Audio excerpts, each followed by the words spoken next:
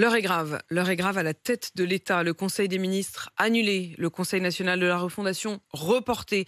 Emmanuel Macron est contraint de libérer son agenda pour tenter de sortir de l'impasse. Il va recevoir tous les chefs de parti aujourd'hui et demain pour tendre la main à l'opposition, tenter de poser les bases d'une nouvelle majorité. Les enjeux de ces consultations avec Cyprien Pézeril du service politique d'RMC.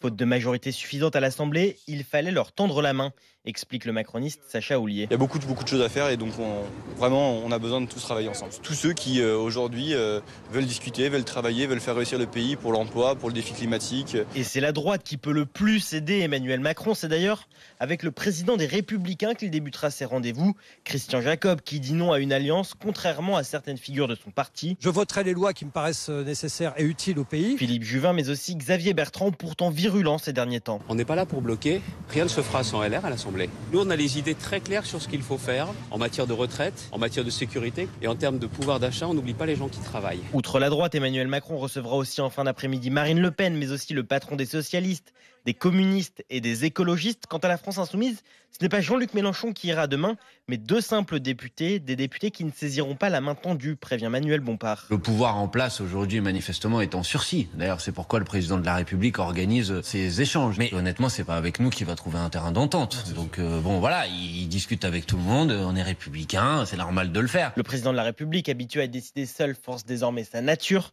explique le politologue Jérôme Fourquet. Il est contraint à composer avec les oppositions et voir comment il peut essayer de naviguer entre ces obstacles et ces contraintes qui lui sont imposées par le suffrage universel. Faute de majorité absolue et stable, Emmanuel Macron est donc en quête d'alliés de circonstance. Il peut prendre la température, notamment par exemple, vous voyez, des mesures très concrètes et immédiates sur le pouvoir d'achat.